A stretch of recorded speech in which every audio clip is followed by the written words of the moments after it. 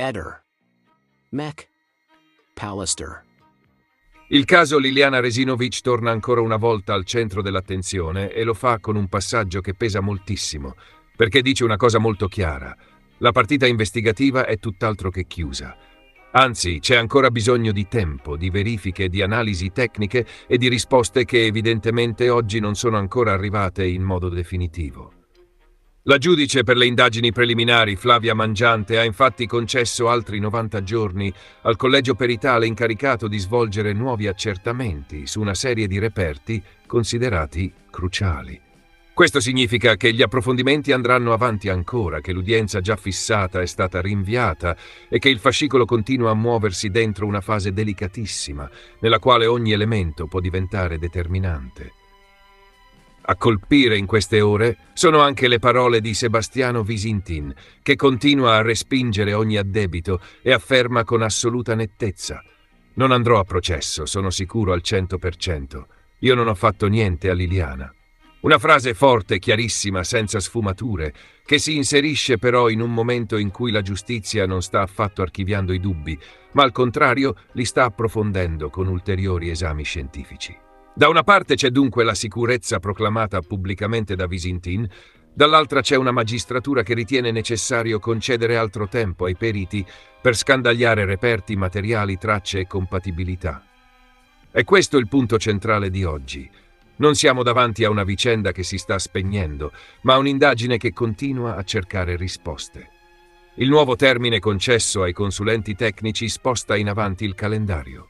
I risultati dovranno essere depositati entro l'8 giugno, mentre l'udienza per l'esame dei periti, inizialmente prevista per il 30 marzo, è stata riprogrammata per il 26 giugno.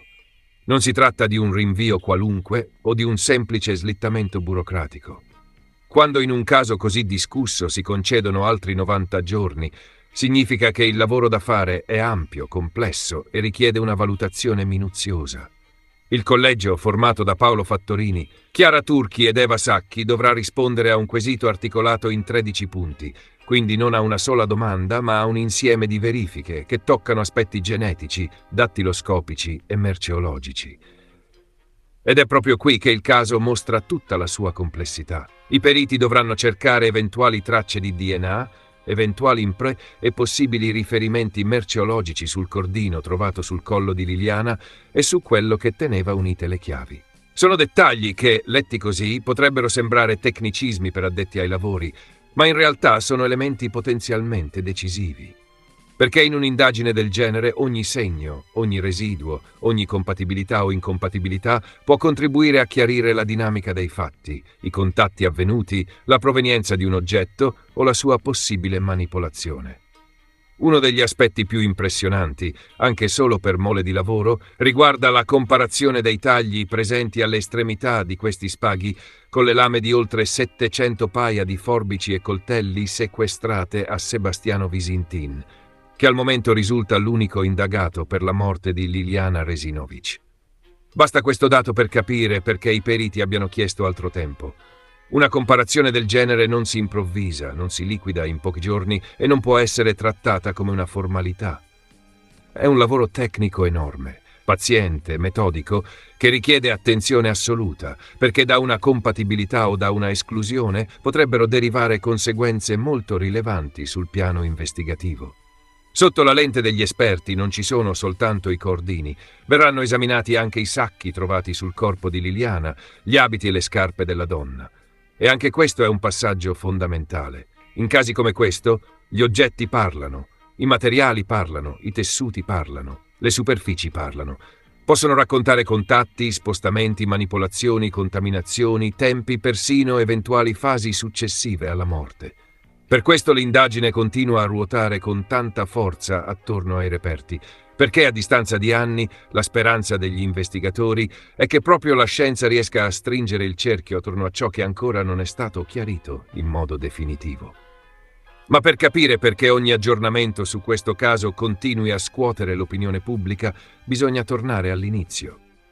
Liliana Resinovic scompare la mattina del 14 dicembre 2021 a Trieste, nel quartiere di San Giovanni. Esce di casa e da quel momento di lei si perdono le tracce. Passano le ore, poi i giorni, e quella scomparsa si trasforma in uno dei gialli più seguiti e più controversi della cronaca italiana. Il 5 gennaio 2022 arriva il ritrovamento del corpo in un'area verde vicina all'ex ospedale psichiatrico di Trieste. Il corpo viene trovato avvolto in sacchi neri. Ed è da lì che il caso entra in una dimensione ancora più oscura, perché quel ritrovamento apre immediatamente una lunga serie di interrogativi destinati a non spegnersi più. Nel corso del tempo, infatti, il caso è stato attraversato da ipotesi diverse, da ricostruzioni contrastanti e da letture investigative non sempre convergenti.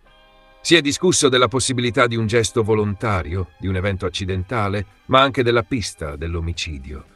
Sono state eseguite autopsie, perizie, verifiche medico-legali e approfondimenti che hanno continuato a restituire un quadro tormentato, pieno di nodi da sciogliere. Alcune analisi hanno indicato segni compatibili con asfissia, altre hanno alimentato interpretazioni differenti sulla dinamica della morte. E proprio questa persistente mancanza di una verità pacificata ha fatto del caso Resinovic uno dei più discussi e dolorosi misteri della cronaca recente.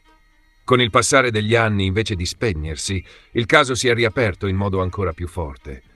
Nuove analisi e ulteriori verifiche hanno spinto la magistratura a riesaminare in profondità la dinamica della morte, con un obiettivo preciso: capire se Liliana sia morta per una scelta volontaria oppure se sia stata uccisa. È questa la domanda che continua a stare al centro di tutto. Non una questione marginale, non un dettaglio procedurale, ma il cuore stesso dell'intera vicenda. E fino a quando questa domanda non avrà una risposta solida, ogni nuovo accertamento continuerà ad avere un peso enorme. E allora le parole di Sebastiano Visintin acquistano inevitabilmente un significato ancora più forte nel dibattito pubblico.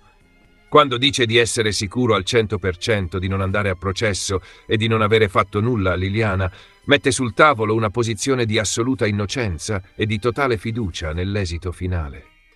Ma nello stesso tempo, dall'altra parte, resta il dato giudiziario concreto.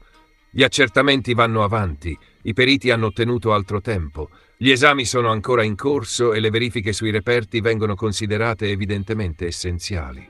In altre parole, oggi nel caso Resinovic convivono due piani: quello delle dichiarazioni pubbliche, nette e perentorie, e quello dell'inchiesta che invece continua a muoversi con prudenza, approfondendo ogni possibile traccia.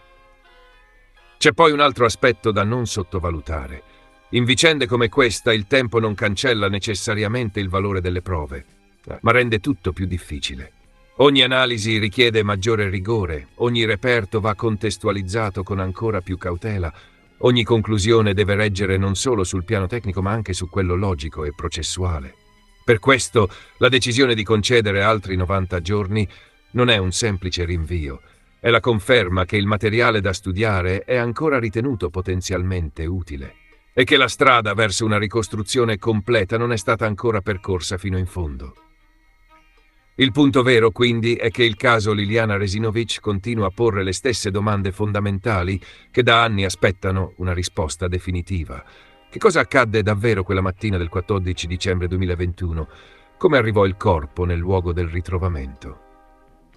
Se la dinamica della morte sia stata davvero chiarita in ogni suo passaggio, oppure se esistano ancora zone d'ombra sostanziali. Sono interrogativi enormi, dolorosi, pesanti, che toccano non solo l'indagine giudiziaria ma anche la coscienza pubblica di un paese che su questa vicenda non ha mai smesso di interrogarsi. Oggi più che mai il messaggio che arriva da questa nuova fase è semplice. La verità su Liliana Resinovic è ancora oggetto di ricerca. E fino a quando i nuovi accertamenti non saranno conclusi e discussi, ogni parola netta, ogni certezza ostentata, ogni previsione sul futuro processuale dovrà fare i conti con il lavoro silenzioso ma decisivo della scienza forense. Il 26 giugno sarà una data importante perché segnerà il momento in cui i periti porteranno in aula il risultato di mesi di verifiche. Fino ad allora il caso resta aperto, vivo, controverso e carico di attesa, perché su Liliana ancora oggi le domande sono più forti delle risposte. Ehi, non dimenticare di iscriverti a questo canale.